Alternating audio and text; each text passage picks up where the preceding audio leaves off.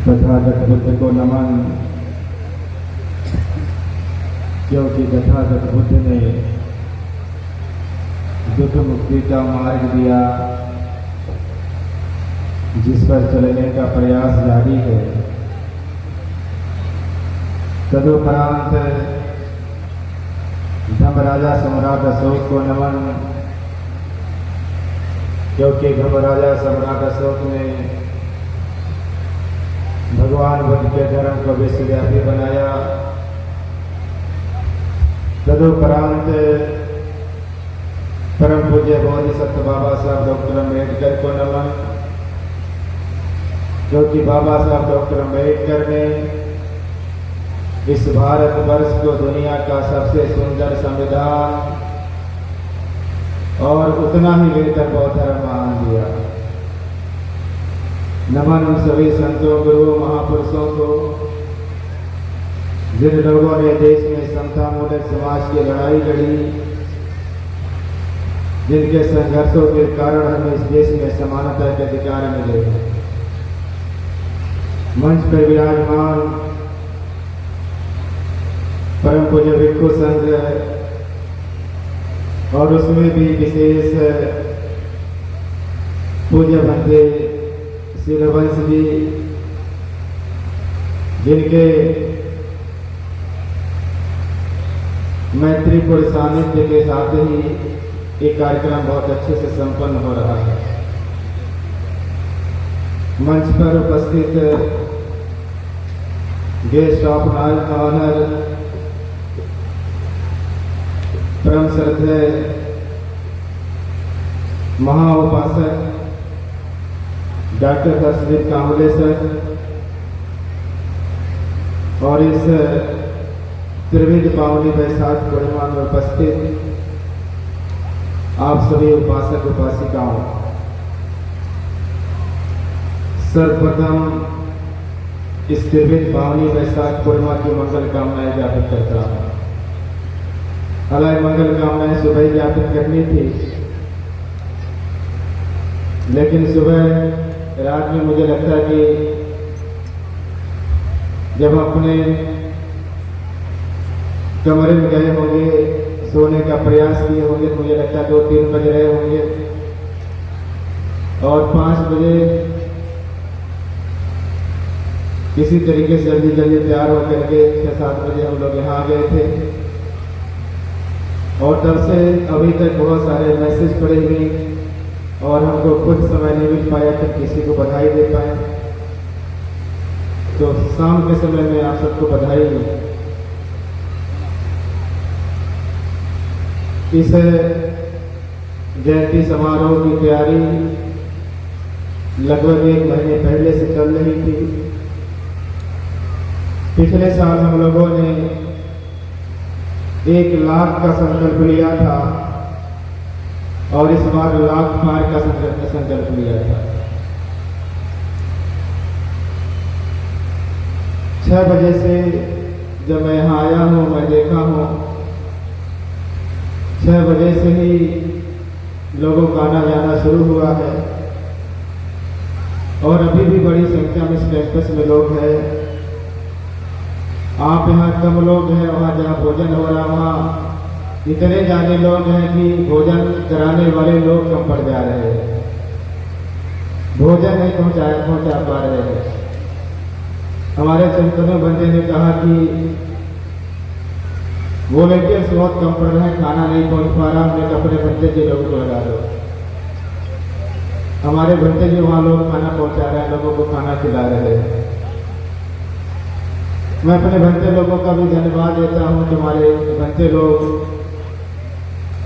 लगभग 10 दिनों से दिन रात एक किए हुए और इस त्रिविध पावनी बैसाख पूर्णिमा अगर संपन्न हो रही है और उसका अगर श्रेय देना हो तो मैं धम्मा लर्निंग सेंटर के भंते लोगों को ही दूंगा और उन्हीं का परिश्रम, उन्हीं का प्रयास है। हालांकि हम लोगों ने इस त्रिविध पावनी बैसाख पूर्णिमा को संपन्न करने के लिए बहुत सारे प्रबंध समिति का निर्माण किया हुआ है। जितने हमारे 6 कार्यक्रम थे सुबह से लेकर के शाम तक, अस्थि दर्शन का कार्यक्रम था। लेकिन आप लोग जानते हैं कि इस बार अस्थि दर्शन सारनाथ इसलिए नहीं हो पाया कि तथागत की अस्थियां वियतनाम गई हुई है। अस्थि दर्शन पर मंदिर दर्शन का प्रबंधन किया गया था। उसके बाद मेडिकल कैंप लगाया गया था और इस बार 3 मेडिकल कैंप लगे थे। एक आयुर्वेद का मेडिकल कैंप लगा था, एक होम्योपैथ का मेडिकल कैंप लगा था और एक एलोपैथ का भी मेडिकल कैंप लगा था। हम लोगों ने पूरी तरीके से सोच लिया था कि सारनाथ कोई भी आएंगे या सारनाथ के आसपास जो लोग रहते हैं, जिसको एलोपैथ पसंद हो एलोपैथ से अपना इलाज कराए, जिसको आयुर्वेद पसंद है वो आयुर्वेद से इलाज कराए, जिसको होम्योपैथ पसंद है होम्योपैथ से इलाज कराए। तो मैं तीनों पैथों से जुड़े हुए जो प्रबंधन समिति के लोग थे, जो हमारे डॉक्टर्स थे, मैं उन लोगों को भी बधाई देना चाहूँगा, उनको धन्यवाद देना चाहूँगा। हम लोगों ने सांस्कृतिक और धर्म सभा के लिए इधर एक मंच बनाया हुआ था।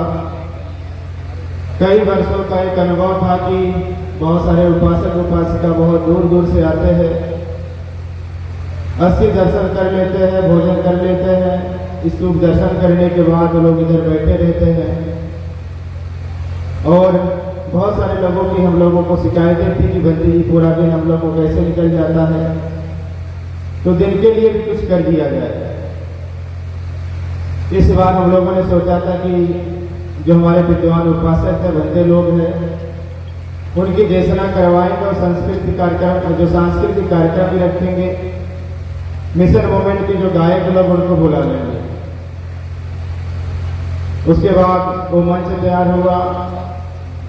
हम लोगों ने पृथ्वी बौद्ध रविराज को बुला लिया, अनिल चंद्रा जी को बुला लिया, एक श्रेणी जी थे वो भी आ गए, सोनाली जी आ गई। और उसके बाद जब इन लोगों का संगीत शुरू हुआ है,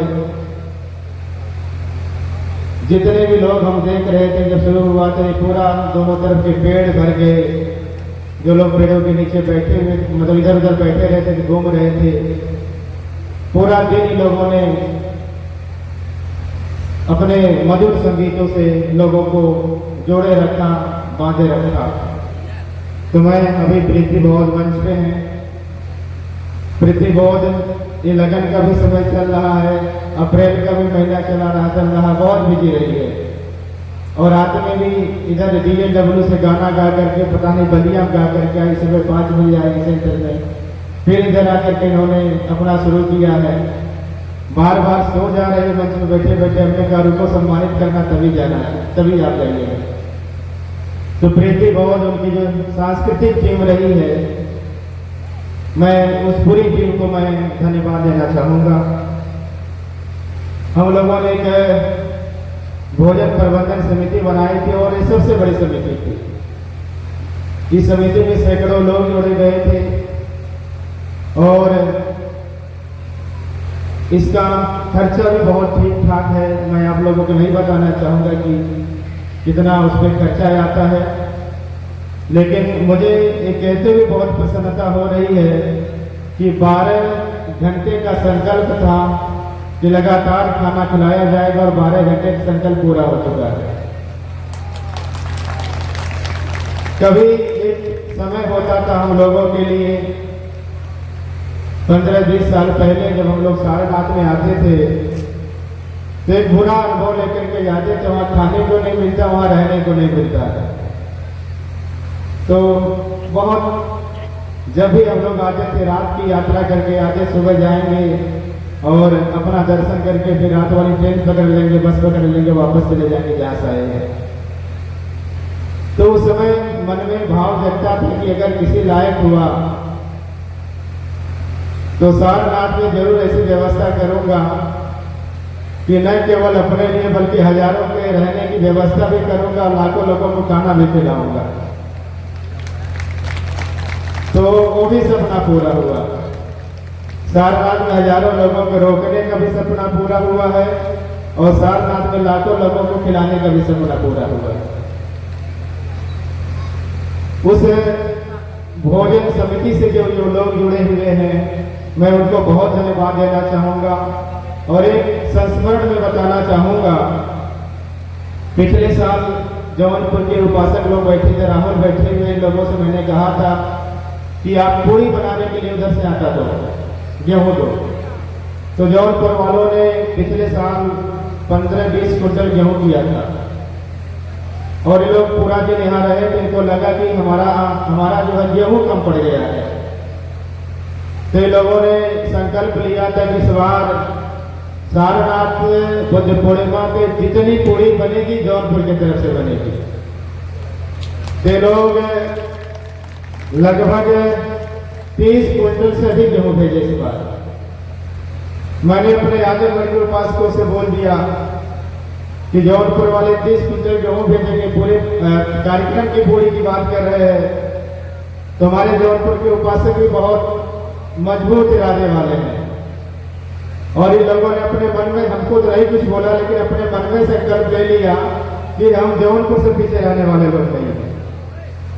और मुझे आप सबको बताते हुए प्रसन्नता हो रही है कि यहाँ डॉक्टर इंदिरा जी बैठे हैं, आजमगढ़ के और भी उपासक उपासिका बैठे हैं। आजमगढ़ वालों ने भी 30 क्विंटल से ज्यादा गेहूं भेजा इस बार। मऊ के लगभग 12 क्विंटल गेहूं भेजा है और भी आसपास के लोगों ने बहुत सारा गेहूं भेजा है। मुझे लगता है इस बार बुद्ध पूर्णिमा पे 80-90 क्विंटल गेहूं आया है। और मुझे एक संस्मरण, मुझे राहुल बता रहे थे जौनपुर के, एक घटना बताने लगे, मेरा मन बहुत द्रवित हुआ। एक कहने लगे कि हम लोग गांव में गेहूं मांग रहे थे और पूरे गांव में जितने घर थे सबसे जाकर के गेहूं मांगा, सब लोगों ने दिया। और एक मास्टर साहब है हमारे सेंटर से जुड़े हुए हैं, उस गांव में बहुत गरीब कोई घर है, उस घर में कोई माता भी रहती, बहुत गरीब है और उनके पास न तो कोई खेती है, न तो कोई उनके यहाँ कमाने खाने वाला, बहुत मतलब जैसे जैसे गुजर बसर हो रहा है। तो मास्टर साहब ने कहा कि रहने दो, इनके घर मत मांगो। कहने लगे रहे इनके घरे न मांगे, इनके घरे कुछ ना पा। तो ये लोग ऐसे करके चले गए। जब उस गांव से निकलने लगे तो उस गांव की जो माता थी जिसके घर ये लोग गए नहीं, वो माता आकर के लोगों से झगड़ा करने लगी और वो कहने लगी कि आपने हमारा ही घर क्यों छोड़ दिया। ये लोगों ने कहा कि तोरे घरे कुछ ना बा, न नौकरी वाला खेत बा, तोरे घर से कैसे मांगल जाए। तो माता जी ने कहा कि बाबू इस चिंता न करा, हम 10 दिन ना खा, जब हम खाई लग 10 दिन का पूरा अनाज दे, लेकिन हमारा अनाज सारनाथ जाए कहीं, बुद्ध पूर्णिमा पे जाए चाहिए। तो माता जो है 10 दिन का अपना खाना न खा करके उसने संकल्प लिया कि हमारे पूरे परिवार का जो खाना 10 दिन का वो सारनाथ जाएगा, बुद्ध पूर्णिमा पे जाएगा। तो ऐसी भी माताएं हैं जो अपने 10 दिन का पूरा भोजन राशन यहाँ भेजी सारनाथ में। हमारे उपासक लोग हैं, एस पी राम साहब बैठे हैं, आरटीओ साहब बैठे हुए हैं, पी राम साहब बैठे हुए हैं, बहुत सारे उपासक मैनेजर साहब यहाँ कहीं बैठे होंगे। मैंने डॉक्टर विनोद जी से भी बोला था एक दिन, हमने बोला कि पैसे की तो बहुत आवश्यकता, लेकिन मेरा मांगने को मन किसी से मन नहीं करता है। हमने लोग 3-4 लोगों से बोला कि पैसों की बहुत आवश्यकता है, लेकिन मेरा मन नहीं करता मैं किसी से पैसे मांगू। और मैंने भी संकल्प लिया था मैं पैसे किसी से मांगूंगा भी नहीं। 1-2 बार मैंने व्हाट्सएप पे लोगों को मैसेज किया था, 3 मैसेज मेरे गए थे। पहला मैसेज अपील का था और 2 मैसेज गए थे जिन लोगों ने योगदान किया था। और बाद में जब हमने योगदानों के लिस्ट जारी की तो बहुत सारे उपासकों ने मना कर दिया कि भक्ति की लिस्ट जारी मत करें। आपको मैं बताना चाहूंगा कि मैंने किसी से कोई भी पैसा नहीं मांगा है और उसके बावजूद मुझे लगता है कि मैं ये सब कार्यक्रम करने के बावजूद भी मुझे लगता है कि 1-2 लाख मेरे पास बचने वाला है। तो मैं अपने समस्त उपासकों को, जिन लोगों ने बिना मांगे, एक कहावत भी, बिन मांगे मोती मिले, मांगे मिले नहीं, तो कहानी हमारी भी चरितार्थ होती है। और मैं अपने उपासक उपासिकाओं को बहुत धन्यवाद देता हूँ इसके लिए कि उपासक उपासिकाएं श्री बंसवंत जी सही बोल रहे थे कि अगर मैं चाहूँ कि मैं देश भी खरीदना, ऐसे कभी मजाक में कहूँ कि मुझे देश खरीदना है, तो बंते जी कह रहे थे कि हमारे उपासक उपासिका मना नहीं करेंगे, देश नहीं खरीदा जा सकता है। वो लोग कहें कि बंते जी आगे बढ़िए। और हमारे यहाँ बहुत सारे एसपी राम साहब वगैरह तो बार बार कहते बंते जी आप सोच लीजिए, सोच लेंगे तो हो जाएगा। तो मैं आप सभी उपासक उपासिकाओं को धन्यवाद दे रहा हूँ कि आप लोग इतना विश्वास करते हैं और मुझे मांगना नहीं पड़ता है। भोजन प्रबंधन समिति के समस्त उपासक उपासिकाओं को मैं धन्यवाद देना चाहूँगा। और एक शाम की धम्मदेशना समिति बनी हुई थी, मैं उन उपासक उपासिकाओं को भी धन्यवाद देना चाहूँगा कि सब लोग मिलकर के बहुत ऊर्जा के साथ, बहुत प्रसन्नता के साथ, बिना किसी दबाव के साथ, बिना किसी डांट फटकार के साथ, बिना किसी नाराजगी के साथ इतने बड़े कार्यक्रम को लोगों ने संपन्न किया है। हम लोग बहुत छोटे छोटे कार्यक्रमों में जाते हैं, शादी विवाहों में जाते हैं, शादी विवाह में भी जाते हैं तो माता पिता बहुत कई दिनों से परेशान रहते हैं और बहुत गुस्सा में बात करते हैं। हम लोग छोटे छोटे कार्यक्रमों में भी जाते हैं तो देखते कि लोग बहुत तनाव में आ जाते हैं, बहुत सारी निंदा प्रशंसा, बहुत सारा जो है विवाद शुरू हो जाता है। लेकिन सारनाथ में बहुत बड़ा कार्यक्रम होता है और यहाँ कोई दबाव महसूस नहीं करता है, सब लोग बहुत हंसी खुशी के साथ अपना कार्यक्रम को संपन्न करते हैं। तो मैं इसके लिए भी मैं धन्यवाद ज्ञापित करना चाहूँगा। मैं थोड़ा सा समय आपका इसलिए लेना चाहता हूँ क्योंकि वहाँ बहुत भीड़ है और अभी वहाँ जाया नहीं जा सकता है। तो एक दो संस्मरण बाबा साहब का मैं बता के अपनी बात समाप्त करूँगा। मुझे डॉक्टर बाबा साहब अम्बेडकर के उनके जीवन के जितने भी संस्करण है, उनके संस्मरण है, सब मुझे प्रेरित करते हैं। लेकिन मुझे बाबा साहब अम्बेडकर का जो सबसे अच्छा संस्मरण प्रेरित करता है वो ये है कि 1954 को डॉक्टर बाबा साहब अम्बेडकर बर्मा गए हुए थे। बर्मा में विश्व बौद्ध सम्मेलन हो रहा था और उस विश्व बौद्ध सम्मेलन में पूरे दुनिया में जितने भी बौद्ध राष्ट्र हैं सबके प्रधानमंत्री और राष्ट्रपति आए हुए थे। भारत से भी पंडित जवाहरलाल नेहरू जी उनका मंत्रिमंडल गया हुआ था। बाबा साहब डॉक्टर अम्बेडकर के साथ साथ देश के बहुत सारे विद्वान भिक्षु गए हुए थे।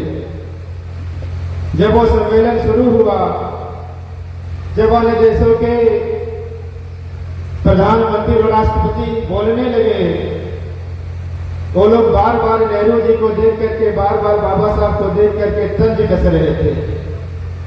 वो लोग शिकायत कर रहे थे, वो लोग ताना मार रहे थे, वो लोग कह रहे थे कि देखिए जिस देश में भगवान बुद्ध ने जन्म लिया उस देश के लोग भगवान बुद्ध को भूल गए। लोग ये कह रहे थे कि जिस देश में भगवान बुद्ध ने बौद्ध धर्म दिया उस देश के लोग बौद्ध धर्म को भूल गए। वो लोग कह रहे थे कि जिस देश में भगवान बुद्ध ने बोधि वृक्ष लगाया था उस देश से ही बोधि वृक्ष सूख रहा था। वो लोग कह रहे थे कि आप लोगों ने बचाया नहीं, वो लोग कह रहे थे कि आप लोगों ने समाप्त कर दिया।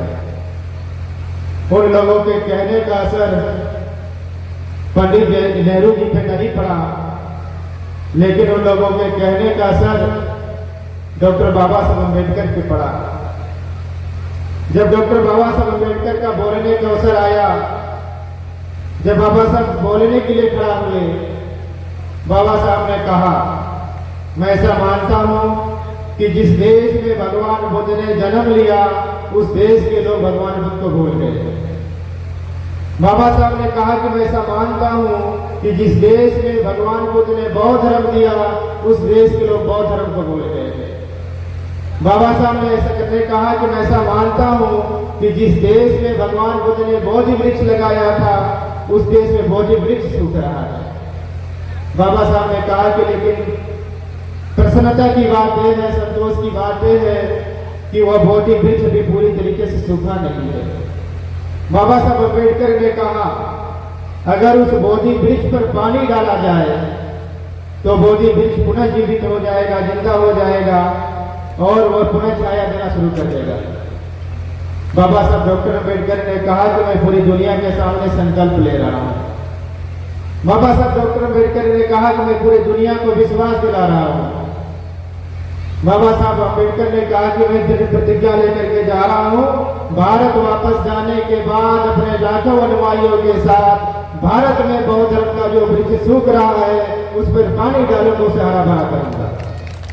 डॉक्टर बाबा साहब अम्बेडकर 14 अक्टूबर 1956 के दिन नागपुर की पावन धरती पर 5 लाख से अधिक अनुयायियों के साथ भारत में बुद्ध धर्म का जो वृक्ष सूख रहा था उस पर पानी डाल करके हरा भरा किया।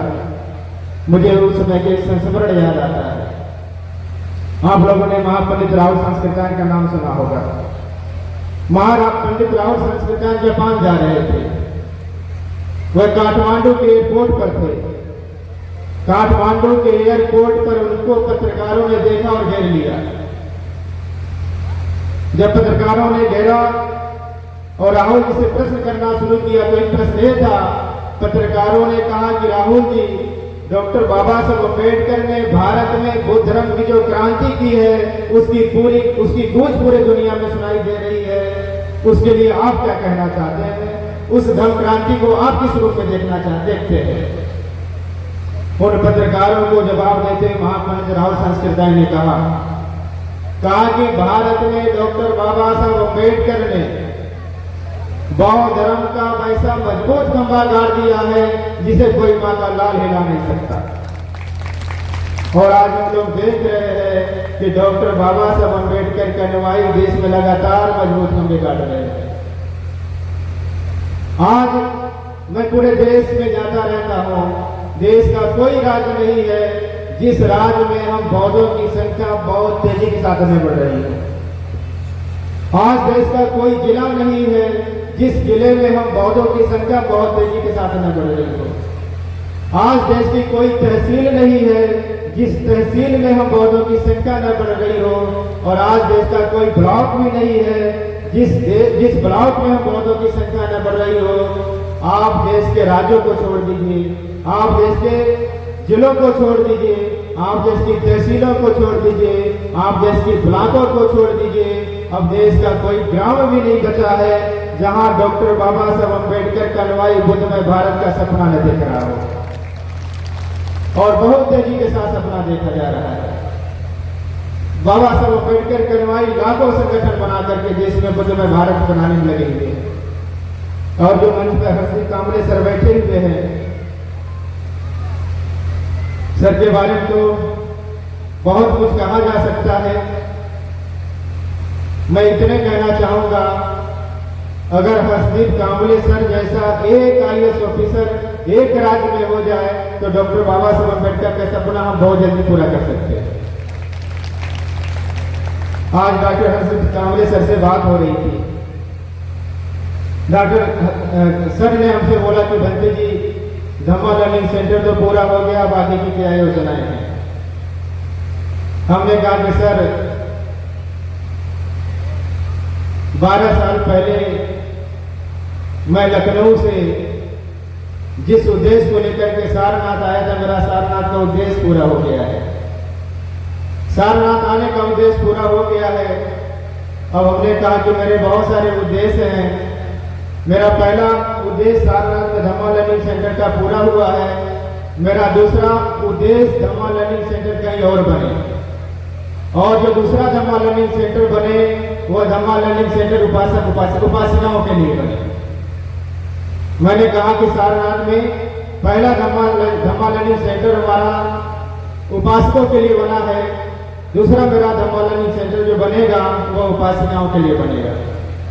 और मैंने इसलिए कहा, डॉक्टर बाबा साहब अम्बेडकर ने कहा कि अगर किसी परिवार में कोई व्यक्ति शिक्षित हो जाए, किसी परिवार में कोई व्यक्ति अगर मिशन मूवमेंट को समझ जाए, बाबा साहब ने कहा कि फिर भी उसे अपने परिवार में परिवर्तन लाने में 50 साल लगता है। और 50 साल में परिवर्तन आएगा कि नहीं आएगा भी कोई गारंटी नहीं है। बाबा साहब अम्बेडकर ने कहा कि कि किसी परिवार में अगर महिला शिक्षित हो जाए। डॉक्टर बाबा साहब अम्बेडकर ने कहा कि किसी परिवार में अगर महिला कैडराइज हो जाए। डॉक्टर बाबा साहब अम्बेडकर ने कहा कि किसी परिवार में अगर महिला मिशन मूवमेंट को समझ जाए तो उसे अपने परिवार को बदलने में मात्र 5 साल लगता है और 5 साल से भी कम समय लगता है। तो बाबा साहब अम्बेडकर ने कहा कि 5 साल योजनाओं में काम करना ज्यादा जरूरी है। और अभी हम लोगों ने तय किया है और हम लोग सोच भी रहे हैं, लोगों से बोल भी रहे हैं कि जितने भी हमारे महापुरुषों के जीवन से संबंधित महापर्व है, चाहे तथागत बुद्ध का हो, चाहे अशोक का हो, चाहे बाबा साहब अम्बेडकर का हो या किसी का भी हो, अपने उपासक उपासकों से मैं कहना चाहूंगा कि आप अकेले मत जाइए। हमारे बहुत सारे उपासक लोग वो कार्यक्रमों में अकेले आते हैं और 20 साल से अकेले ही आ रहे हैं। हम लोग जहां भी देख रहे हैं अकेले झोला उठा के चले जाते हैं और बुराई अपने मैडम की करते हैं। कहते कि हम तो चाहिए बनते ही मैडम ना चाहता थे, मैडम नहीं बदल रही है। वो अकेले बदलने का ठेका लिया लेकिन मैडम को साथ नहीं ले जा रहे हैं।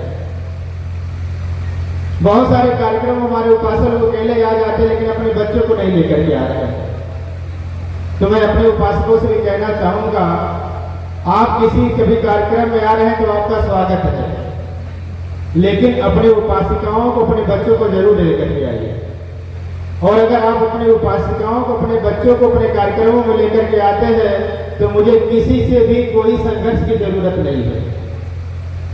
हमें किसी से कोई लड़ाई नहीं लड़नी है और हमें किसी का कोई विरोध भी नहीं करना है। अगर हमारे लोग तैयार हो जाएंगे तो बात हमारी आगे बढ़ जाएगी। एक बात मैं कहकर के अपनी बात को समाप्त करूंगा।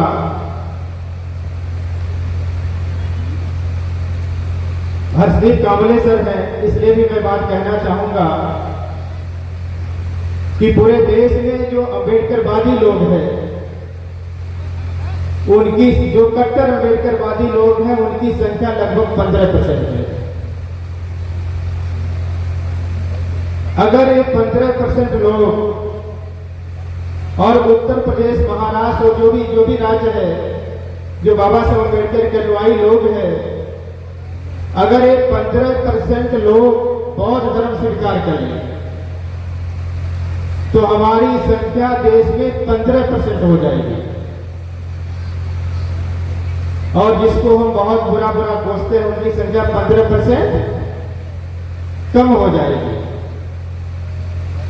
और जो केवल शेड्यूल कास्ट की मैं बात कर रहा हूं, शेड्यूल कास्ट में जो कट्टर अम्बेडकरवादी वो 15% है और जो अन्य शेड्यूल कास्ट के लोग हैं उनकी संख्या लगभग देश में 22 से 23% है। अगर हम सबके साथ समता बना करके, अगर हम सबके साथ बंधुत्व भाव बना करके काम करें और सबको हम बौद्ध धर्म के लिए प्रेरित करें, हमारी संख्या इस देश में 22% हो सकती है। और अगर हम थोड़ा सा और काम कर लें, महाराजा अशोक से लेकर के लड़ई सिंह यादव तक जो बहुजन विचारधारा के महापुरुष लोग हुए थे, अगर हम इनके अनुयायियों से बात करें, इनके अनुयायियों को प्रेरित करें और इनके अनुयायियों से संवाद करें और कहें कि आप बुद्धवादी हैं, इनसे कहें कि आप अशोकवादी हैं, इनसे कहें कि आप अम्बेडकरवादी हैं और आपको बौद्ध धर्म अपना लेना चाहिए। अगर हम इनके अनुयायियों से बात करें और अगर कहीं लोग सहमत हो जाएं तो हमारी संख्या इस देश में 50% से अधिक हो सकती है। और हम लोगों को सामंजस्य बनाकर इस पे काम करने की जरूरत भी है। अगर हम इस देश में 50% से अधिक हुए तो बुद्धमय भारत का सपना पूरा हो सकता है। और जितने भी यहाँ लोग बैठे हैं, मैं जितने भी कार्यक्रमों में जाता हूँ लोगों से एक बात मैं बहुत स्पष्ट कहता हूँ, वो बात मैं आपसे भी कहना चाहता हूँ कि कोई आदमी तब मरता है जब वो चाहता है। आप भी तब मरेंगे जब आप चाहेंगे। आप तब तक नहीं मरेंगे जब तक आप नहीं चाहेंगे। मैं भी तब मरूंगा जब मैं चाहूंगा, और मैं तब तक नहीं मरूंगा जब तक मैं नहीं चाहूंगा। मैंने संकल्प ले रखा है और मैं चाहता हूं कि आप भी संकल्प लेकर के जाए, कम से कम बुद्ध पूर्णिमा में संकल्प लेकर के जाए। और संकल्प ये लेकर के जाए, जब तक बाबा साहब अम्बेडकर के सपनों का भारत बुद्धमय भारत नहीं बनता है, आपको नहीं मरना है।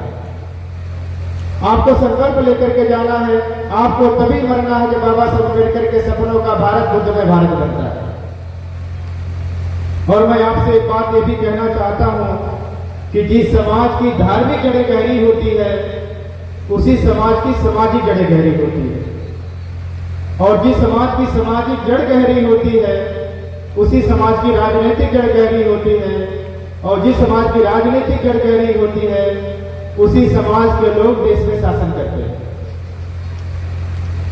अगर आप देश में शासक बनने का सपना देख रहे हैं, अगर देश में समता मूलक समाज बनाने का सपना देख रहे हैं, अगर देश में आर्थिक परिवर्तन का सपना देख रहे हैं, तो आपको सबसे पहले अपनी धार्मिक जड़ों को मजबूत करना है। और धार्मिक जड़ों को मजबूत करने का मैं फिर कह रहा हूं कि कम से कम वो लोग जो बाबा साहब अपने आप को अनुयायी बताते हैं, अम्बेडकरवादी अपने आप को कहते हैं, वह 15% जो लोग हैं वो बौद्ध बने। सबसे पहले वो डिक्लेयर कर दें कि हमें बौद्ध बनना है। और आपको करना ही क्या है? मैं जब भारती जी से ब्रिजेश भारती से बात कर रहा था, मैं कहीं से आ रहा था गाड़ी में, भारती जी ने कहा कि बंटी जी बहुत आसान है, लोगों को केवल मन ही तो बदलना है। आप मन बदल लीजिए कि आप जो है जो अम्बेडकरवादी लोग हैं वो आप मन बना लीजिए केवल कि आप जितने भी पाखंड आप उनसे मुक्त हो रहे हैं। आप संकल्प लेकर के जाइए, आप बाबा साहब अम्बेडकर के 22 प्रतिज्ञाओं का जीवन भर पालन करेंगे। आप संकल्प लेकर के जाइए कि आप आज के बाद भगवान बुद्ध के उपासक हो जाएंगे। बस मन ही बदलना है, इसके अलावा कुछ भी नहीं करना है। केवल मन बदलने की बात आप शुरू कर दें और एक अभियान चलाएं। आप अपने घर से अभियान चलाएं, अपने उपासक अपने बच्चों से अभियान चलाएं, अपने नात रिश्तेदारों से अभियान चलाएं, अपने समाज वालों से अभियान चलाएं और इस देश को भगवान बुद्ध के अनुसार बनाएं। आज देश को भगवान बुद्ध की बहुत जरूरत है, भगवान बुद्ध की शिक्षाओं की बहुत जरूरत है। अगर भगवान बुद्ध की शिक्षाएं नहीं आती है तो न हमारा व्यक्तिगत जीवन, न हमारा पारिवारिक जीवन, न हमारा सामाजिक जीवन, न राष्ट्र की उन्नति हो सकती है। अगर आपको अपना व्यक्तिगत जीवन, पारिवारिक जीवन, सामाजिक जीवन और राष्ट्र की उन्नति करना है तो बुद्ध धर्म के अलावा कोई विकल्प नहीं है देश में। आपको भगवान बुद्ध की शिक्षाओं पे चलना ही पड़ेगा। तो ज्यादा कुछ नहीं बोलते हुए, समय बहुत ज्यादा हो रहा है और बहुत सारे जो हमारे वॉलेंटियर साथी रहे हैं, हर साल की परंपरा हमारी रही है, जिन उपासक उपासिकाओं ने अपना महत्वपूर्ण योगदान दिया है, तन मन धन लगाया है, हम लोग उनको मंच पर बुला करके सम्मानित करते हैं। और आज हमारे बीच में डॉक्टर हरदीप कांबले सर हैं। डॉक्टर हरदीप कांबले सर औरंगाबाद में धम्मा लर्निंग सेंटर आप लोगों ने देखा है।